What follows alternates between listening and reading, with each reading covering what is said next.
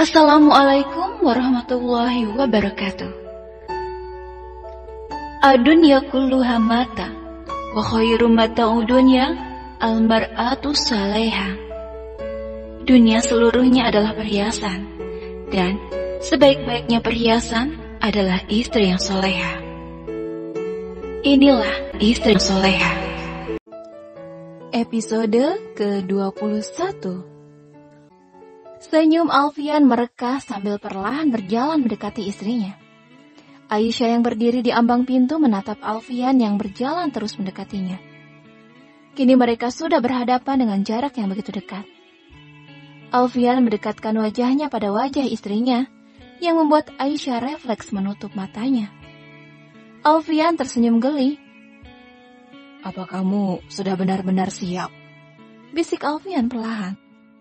Tanpa membuka matanya, Aisyah mengangguk pelan. Walaupun tak dapat dipungkiri jika sebenarnya dia sedikit merasa ketakutan. Alfian kembali tersenyum. Dia memegang dagu istrinya, yang membuat Aisyah langsung membuka matanya. "Kamu yakin?" tanyanya lagi sambil menatap wajah istrinya penuh cinta. Lagi-lagi Aisyah menganggukkan kepalanya. Tanpa diduga, Alfian langsung memegang perut istrinya, membuat Aisyah kaget hingga badannya sedikit gemetar. "Ini, luka ini belum sembuh. Kamu baru dioperasi 4 hari yang lalu." Alfian meraba luka operasi istrinya. Aisyah langsung melihat perutnya. "Kenapa terburu-buru?" tanya Alfian lagi sambil tersenyum. Aisyah tersenyum malu. "Kita masih punya banyak waktu," bisiknya lagi dengan lembut. Pipi Aisyah semakin merah menahan malu. Dia menundukkan kepalanya. Tiba-tiba Alfian menggendong tubuh Aisyah dengan pelan. "Masuklah. Aku tidak mau ada mata lain yang melihat keindahan tubuhmu ini." Aisyah mundur sambil tersenyum. "Lagi pula kamu akan masuk angin." Alfian menutup pintu sambil terus melihat istrinya. Melihat lingeri yang tipis nan menerawang yang dikenakannya, sehingga nampak jelas terlihat lekuk tubuh istrinya. Aisyah salah tingkah. Alfian kembali berjalan mendekati istrinya yang berada di samping tempat tidur. Dia mengambil selimut. "Aku lelaki normal. Aku bisa saja lepas kendali jika melihatmu seperti ini terus." Alfian menutupi tubuh Aisyah dengan selimut di tangannya. "Kamu masih sakit, dan aku tidak mau memaksakan kehendakku. Dan asal kamu tahu, butuh tubuh dan stamina yang kuat untuk melakukan itu." bisik Alfian lagi membuat Aisyah semakin malu. Aisyah kembali menundukkan kepalanya. Alfian tersenyum lalu menarik tubuh istrinya ke dalam pelukannya. Aisyah terdiam ketika Alfian memeluknya. "Aku tahu, jika kamu semata-mata sudah ingin segera menjalankan kewajibanmu sebagai seorang istri. Tapi seperti kataku tadi, kita masih punya banyak waktu." Alfian melepaskan pelukannya, melihat wajah istrinya. "Kali ini aku sanggup menahannya. Tapi setelah kamu pulih, persiapkanlah dirimu." Alfian lalu mengecup kening Aisyah dengan pelan, lalu kembali memeluknya erat. Keesokan harinya, Alfian dan Aisyah berpamitan kepada ayah dan ibu karena mereka harus segera pergi kembali ke kota, mengingat pekerjaan Alfian yang banyak. Walaupun dengan berat hati, ibu mengizinkan Aisyah untuk ikut pulang. Walaupun sebenarnya ibu tahu jika Aisyah masih memerlukan seseorang untuk merawatnya, mengingat dirinya yang belum pulih benar. "Jaga istrimu baik-baik. Kalau bisa, sementara ini kurangi sedikit pekerjaanmu. Luangkan waktu lebih banyak untuknya." "Ya ibu, aku akan menjaganya dengan baik." "Seandainya kesehatan ayahmu sedang baik, ibu pasti ikut kalian agar bisa merawat Aisyah." "Tidak apa-apa, Bu. Aku baik-baik saja. Doakan saja biar aku bisa lekas pulih." Ibu mengangguk sambil memeluk menantunya. Di perjalanan, Aisyah tampak sibuk memainkan ponselnya, membuat Alfian yang menyetir di sampingnya sedikit penasaran. "Siapa?" Aisyah langsung melihat suaminya. Kamu sedang berkirim pesan dengan siapa? Alfian memperjelas pertanyaannya. Kak Siti. Alfian mengangguk. Apa gugatan cerainya sudah diajukan? Tanya Alfian. Sudah, kemarin. Jawab Aisyah pelan. Semoga prosesnya cepat dan lancar. Aisyah terdiam sejenak. Mudah-mudahan seperti itu, karena Kak Yusuf tetap pada pendiriannya untuk tidak bercerai. Sepertinya prosesnya akan lambat, ucap Aisyah lagi sambil melihat suaminya. Alfian mengangguk karena dari sepengetahuannya memang seperti itu. Proses akan lama dan berbelit-belit jika salah satu pihak ngotot tidak ingin berpisah. Kak Siti, biar bagaimanapun tetap harus berpisah dengan suaminya, ucap Aisyah. Karena Kak Yusuf sama sekali tidak mengerti akan syariat poligami. Yang dia tahu jika menikah 2 kali itu sudah mengikuti sunnah Rasul saja. Seandainya jika Kak Yusuf tahu bahwa Kak Siti sedang berusaha agar membuatnya tidak terjerumus lebih dalam lagi pada dosa, karena dirinya yang tidak bisa adil pada kedua istrinya. Alfian hanya terdiam. Aku benci poligami, bukan benci syariatnya. Benci poligami adalah naluri semua wanita yang tidak bisa ikhlas berbagi suami dan cinta. Takut diperlakukan tidak sama rata karena wanita itu tahu jika suami hanyalah manusia biasa, bukanlah nabi utusannya. Lain halnya jika benci syariatnya, menganggap jika syariat ini tidak sesuai dengan kemaslahatan manusia, serta mendatangkan kerusakan rumah tangga. Benci seperti ini haram hukumnya dan mendatangkan pada kekufuran. Alfian mengangguk mengerti. Aisyah tampak sangat kesal karena terus memikirkan kakak iparnya. Alfian segera memegang tangan istrinya. Sudah, kamu tidak perlu ikut stres seperti ini. Kita doakan saja agar semuanya diberi kelancaran. Sesampainya di apartemen, aku harus segera ke rumah sakit sekarang. Ada operasi yang harus segera kulakukan. Kamu istirahat saja. Aku mohon istirahat saja. Jangan melakukan apapun, apalagi itu melakukan pekerjaan rumah. Alfian menatap istrinya. Aisyah membuka cadarnya. Iya. Baiklah, aku pergi sekarang. Alfian membuka pintu kamar. Tiba-tiba Aisyah memegang tangannya. Alfian kaget dan melihat istrinya. Aisyah mencium tangan suaminya. Semoga operasinya lancar. Alfian tersenyum. Dia lalu menarik Aisyah ke dalam pelukannya. Terima kasih. Alfian mengecup kening istrinya. Alfian tidak sengaja berpapasan dengan Anita. Keduanya tampak saling diam, tak saling menghiraukan. Kamu sungguh-sungguh sudah merelakan Alfian? Tanya sahabat Anita yang melihat keduanya seolah-olah tak saling kenal. Anita hanya mengangguk saja. Sayang sekali, padahal kalian serasi. Selain itu, kalian sudah berpacaran cukup lama. Anita tersenyum. Iya, tapi kami tidak berjodoh. Iya, kalau kata anak muda sekarang, kamu itu jagain jodohnya orang. Keduanya tertawa cekikikan. Sementara itu, Alfian bersiap untuk pulang, membuat teman dokternya heran. Tolong awasi pasien yang baru saja aku operasi. Jika ada apa-apa, segera hubungi aku. Kamu mau kemana? Tanya temannya heran. Mau pulang? Memangnya mau kemana lagi? Mentang-mentang sudah ada istri, ucap sahabatnya menggoda. Alfian tersenyum. Dia lalu berjalan dengan cepat meninggalkan ruangannya. Sesampainya di apartemen, Alfian membuka pintu, langsung tercium bau masakan yang sangat menggugah seleranya. Dia memasuki rumah lebih dalam lagi dan kaget melihat Aisyah sedang berada di dapur. Alfian lagi-lagi dibuat terpana dengan penampilan Aisyah yang memakai baju tidur minim, walaupun tidak seperti malam kemarin yang tipis dan menerawang. Tapi tetap saja Alfian dibuat ketar-ketir melihatnya. Sudah pulang ya? Aisyah menyambut suaminya sambil tersenyum dan mencium tangannya. Alfian yang bengong melihat istrinya. Apa ini? Tanyanya heran. Maaf, aku lapar. Jadi aku masak. Maksudku ini. Alfian memegang baju tidur istrinya yang panjangnya di atas lutut. Kenapa? Tanya Aisyah heran. Kamu ingin menggodaku terus ya? Tanya Alfian sambil tersenyum. Tidak ada batasan aurat antara suami dan istri.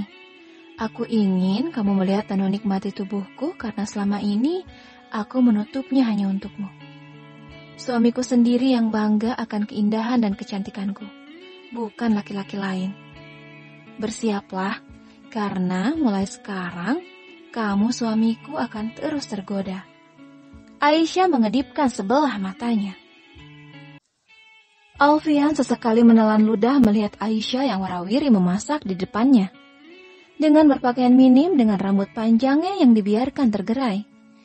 Dia yang duduk di meja makan juga sesekali menggaruk kepalanya yang tidak gatal, melihat istrinya yang seakan terus menggodanya. Rupanya selain punya bakat membuatnya selalu tertohok dengan kata-katanya, istrinya itu juga sangat berbakat menohok hatinya dengan tingkahnya yang menggemaskan. Seperti kali ini, Aisyah sesekali menoleh ke arahnya sambil tersenyum genit. Kumohon, hentikan. Alfian menutup wajahnya. Aisyah menghampirinya sambil membawa hidangan terakhir yang dia masak dengan tersenyum geli. Hentikan apa? Tanyanya dengan polos. Jika seperti ini terus, aku tidak akan memikirkan luka operasimu. Alfian menatap Aisyah tajam. Aisyah hanya tersenyum sambil menyajikan makanan untuk suaminya. Benarkah? Bekik Aisyah dengan senang ketika dia sedang berbicara dengan seseorang di ujung telepon. Alfian langsung melihat istrinya yang duduk di sampingnya di atas sofa. Iya kak, aku akan menjemputmu besok. Ucapnya lagi, kemudian mengakhiri pembicaraannya setelah mengucapkan salam. Aisyah langsung melihat suaminya dengan senang. Kak Lela besok akan pulang dari Mesir. Kakakmu? Iya, Kak Lela, dia kakakku nomor 6. Kalian memang belum pernah bertemu. Setelah menikah, dia langsung ikut suaminya ke Mesir.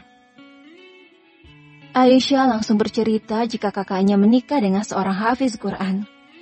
Setelah menikah, suaminya langsung memboyong kakaknya itu untuk ikut ke Mesir, karena kakak iparnya itu sedang menuntut ilmu di salah satu universitas ternama di sana. Setelah hampir 1 tahun Kak Lela di sana, akhirnya dia pulang juga. Aisyah nampak tak percaya jika akhirnya besok mereka akan bertemu, karena sebenarnya dirinya sudah sangat merindukan kakaknya itu. Sementara Aisyah yang terlihat sangat senang dan antusias, Alfian dengan setengah bengong terus menatap wajah istrinya. Lagi-lagi mengagumi kecantikannya.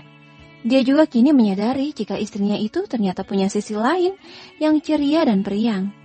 Tidak seperti kelihatannya dulu yang seolah selalu serius dan sinis. Apa kamu bisa antar aku besok? Tanya Aisyah mengagetkan Alfian yang bengong. Tentu saja. Jam berapa? Katanya siang. Alfian mengangguk sambil kemudian menarik tangan Aisyah, memegang lalu menggenggamnya erat. Sudah malam. Sebaiknya kita tidur. Aisyah mengangguk. Oh iya, apa kamu sudah minum obatmu? Tanya Alfian ketika mereka beranjak dari duduknya. Sudah, tenang saja, aku tidak akan lupa. Aku tahu jika aku harus segera sembuh. Aisyah tersenyum. Karena ada seseorang yang sedang menunggu kesembuhanku. Ucapnya lagi. Alfian langsung tersenyum senang. Dia mendekap erat tubuh istrinya. Keesokan harinya. Nanti siang aku akan menjemputmu. Setelah itu kita akan langsung ke bandara. Iya. Aisyah merapikan baju kemeja yang dipakai suaminya. Apa kamu sudah memberitahu Umi dan Abah jika kakakmu akan pulang? Kak Lela melarangku untuk memberitahu Umi dan Abah. Katanya ingin membuat kejutan. Oh, baiklah. Aku berangkat dulu.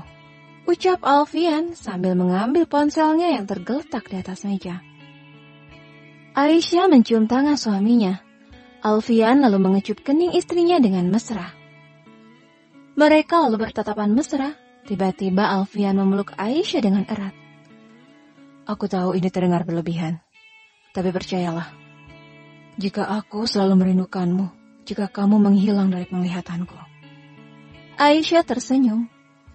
Pergilah, nanti telat. Aisyah melepaskan pelukan suaminya. Baiklah. Alfian membelai wajah istrinya. Jaga dirimu. Alfian kembali mengecup kening istrinya. Aisyah melihat jam dinding. Sudah menunjukkan pukul 12:30 siang dan suaminya belum juga datang untuk menjemputnya. Dia yang sudah siap berjalan mondar-mandir khawatir jika nanti mereka akan telat menjemput kakaknya di bandara. Aisyah lalu berinisiatif menelepon suaminya. Berkali-kali namun tak kunjung diangkatnya.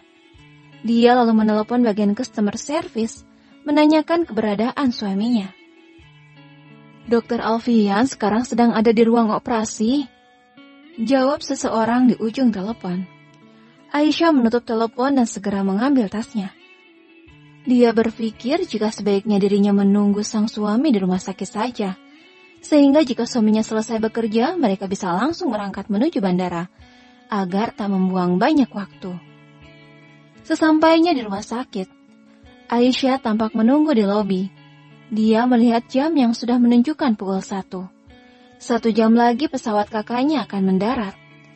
Dia tahu jika yang dilakukannya ini adalah salah. Tanpa izin dari suaminya dia pergi meninggalkan rumah. Tapi Aisyah harap jika suaminya akan mengerti keadaannya saat ini. Dia kembali menelpon Alfian. Masih juga belum diangkatnya yang menandakan jika suaminya pasti masih menjalani operasi. Aisyah tampak gusar. Berpikir apakah seharusnya dia pergi saja sendiri menjemput kakaknya? Tapi jika seperti itu dia takut suaminya akan marah. Aisyah? Aisyah langsung melihat asal suara seseorang yang memanggilnya. Anita menghampiri Aisyah. Sedang apa di sini? Tanyanya dengan ramah. Aisyah lalu menceritakan semuanya. Iya, aku dengar Dr. Alfian harus melakukan operasi dadakan tadi. Ada beberapa korban kecelakaan yang terluka parah. Aisyah tampak mengerti. Tapi sepertinya operasinya tidak akan lama lagi, ucap Anita sambil melihat jam tangannya. Aku harap begitu. Kasihan kakakku kalau harus menunggu, jawab Aisyah. Keduanya terdiam sejenak. Boleh aku menemanimu di sini? Tanya Anita dengan ragu. Aisyah langsung tersenyum. Tentu saja. Aisyah mengajak Anita untuk duduk. Mereka duduk bersebelahan. Anita berbasa-basi menanyakan kesehatan Aisyah. Begitu juga dengan Aisyah yang bertanya seputar pekerjaannya. Sementara mereka mengobrol, beberapa orang karyawan dibuat terheran-heran melihat keakraban keduanya. Mengingat jika sebelumnya mereka tahu bagaimana keduanya selalu bersitegang. Orang-orang memperhatikan kita. Anita terlihat risih. Biarkan saja. Aisyah tersenyum terlihat tak peduli akan tatapan orang-orang. Anita heran melihat Aisyah yang tetap santai seolah tak peduli. Aisyah, apa kamu tahu apa yang membuatku sadar dan akhirnya merelakan Alfian? Aisyah langsung melihat Anita.